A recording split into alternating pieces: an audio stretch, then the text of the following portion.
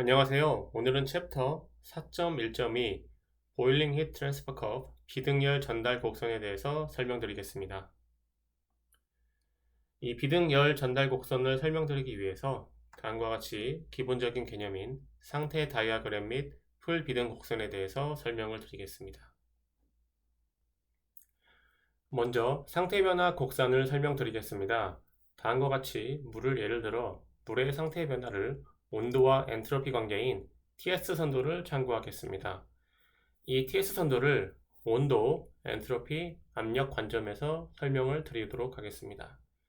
다음과 같이 엔트로피가 증가하게 되면 물은 액체의 일부는 기체로 그리고 어느 순간부터는 모든 액체가 전부 기체로 변하게 됩니다.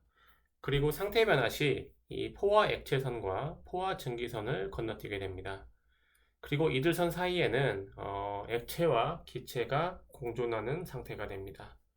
그리고 온도 관점에서 보면 다음과 같이 엔트로피가 일정한 상태에서 온도가 올라가게 되면 물은 액체에서 기체로 상태 변화가 발생합니다.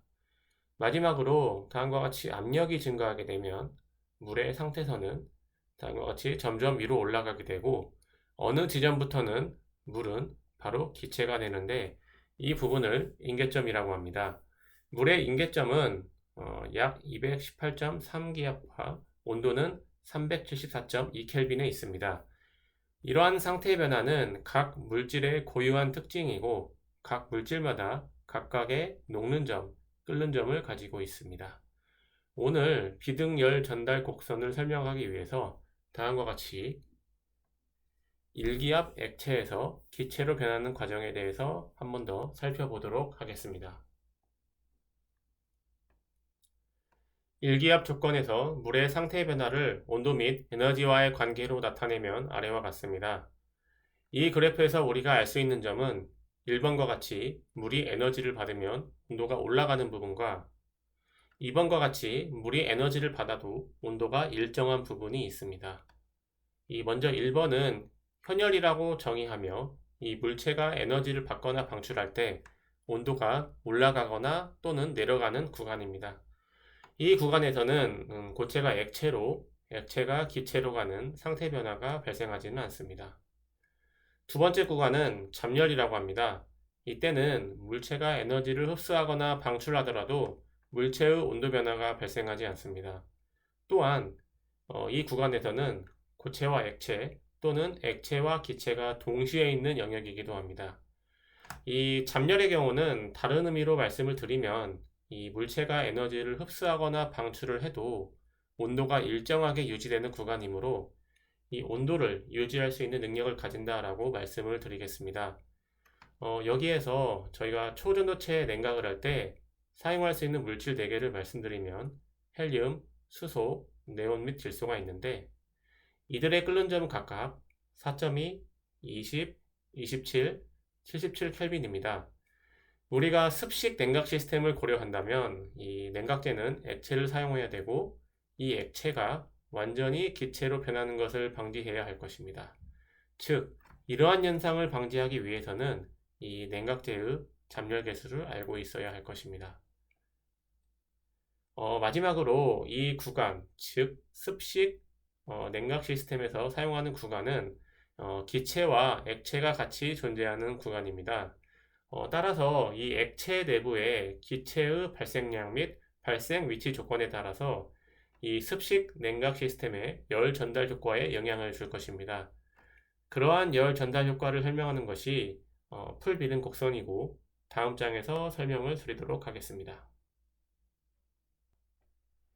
앞서 말씀을 드렸듯이 잠열 구간에서는 물체의 상태는 고체와 액체 또는 액체와 기체가 동시에 존재하고 있습니다. 이 중에서 풀비등 곡선은 액체와 기체가 동시에 존재하는 구간을 고려한 곡선입니다. 이 풀비등 곡선은 기체의 발생 위치 그리고 조건에 따라서 크게 자연대류, 핵비등, 천이비등, 마지막으로 막비등이 있습니다. 이들 영역 중에서 습식 투전도 냉각 시스템을 설계하기 위해서는 이 핵비등, 막비등을 고려합니다. 먼저 핵비등에 대해서 말씀을 드리겠습니다. 이 구간에서의 열 전달 효과는 매우 우수합니다. 따라서 이 습식 냉각 시스템을 100%이 구간에서 운전할 수 있다면 매우 바람직할 것입니다.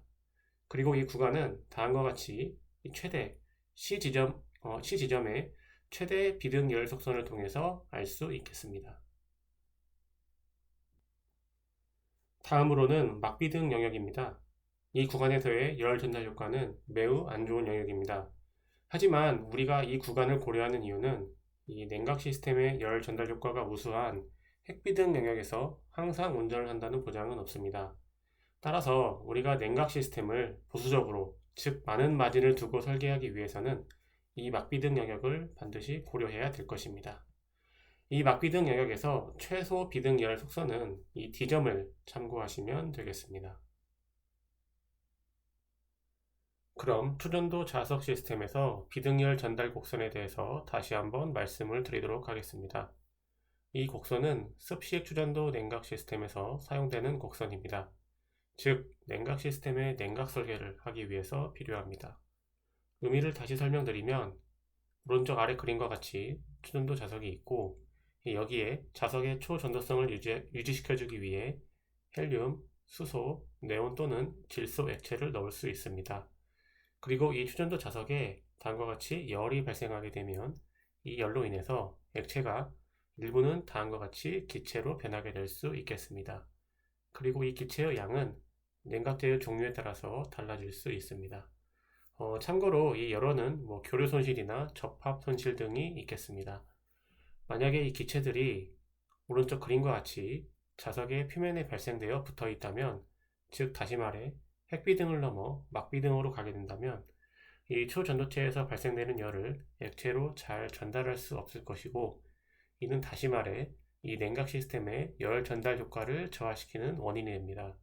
따라서 우리가 이러한 열 전달 효과가 저하가 되는 막비등 영역까지 고려해 냉각 시스템을 설계를 할 수 있어야 될 것입니다. 우리는 비등열 전달 곡선을 설명드리기 위해서 물의 상태 변화, 그리고 상태 변화 중에서 액체에서 기체로 가는 부분에 대해서 설명을 드렸습니다. 아래의 테이블은 물을 제외하고 이 추전도 자석의 냉각 재료로 사용될 수 있는 헬륨, 수소, 네온, 그리고 질소의 끓는 점, 자멸, 그리고 핵비 등 영역 등을 나타낸 것입니다. 여기에서 두 가지 말씀을 드리면 다음과 같습니다. 첫 번째로 자멸계수입니다. 이 헬륨 같은 경우는 나머지 3개 물질들에 비해서 매우 낮은 자멸계수를 가지고 있습니다. 이는 이 초전도 자석에 동일한 양의 열원이 발생될 때 이 해당 끓는 점의 온도를 유지하기 위해서, 즉 냉각 재료의 비등을 방지하기 위해서는 더 많은 양의 헬륨 양이 필요하다는 것을 의미합니다. 더 많은 양 또한 더 낮은 온도에서 유지가 되어야 하므로 다른 냉각 재료들에 비해서 가격이 비싸다는 단점은 있겠습니다. 두 번째로 말씀드릴 부분은 이 핵비등 계수 그리고 막비등 계수 값입니다. 앞서 슬라이드에서 우리가 좋은 습식 냉각 시스템을 만들기 위해서는 이 핵비등 영역에서 사용하는 것이 바람직하고, 그 이유는 열 전달 계수가 매우 우수하기 때문이라고 말씀을 드렸습니다. 그리고 이 열 전달 계수는 이 테이블에서 QPK로 확인할 수 있습니다.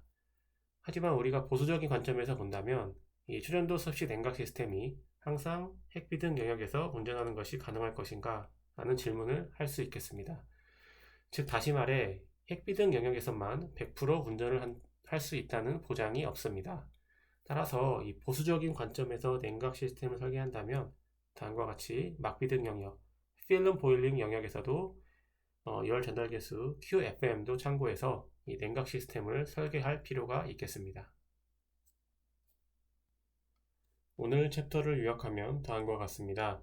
습식 냉각 시스템을 설계하기 위해서 이 보일링 히트 트랜스커버를 참고합니다. 이 곡선을 통해서 이 최대 핵비등 그리고 최소 막비등의 열 전달 계수를 확인할 수 있습니다. 이 핵비등 영역에서 열 전달 효과가 매우 우수하지만 우리가 보수적인 냉각 설계를 위해서는 이 막비등에서의 열 전달 효과를 고려해야 됩니다. 그리고 마지막으로 이 액체의 자멸 계수와 그리고 열 전달 효과, 그리고 초전도 자석에서 발생될 수 있는 손실을 계산해 이 습식 냉각 시스템에서 사용될 냉각제의 사용량을 결정할 수 있겠습니다. 오늘 여기까지 말씀드리겠습니다. 감사합니다.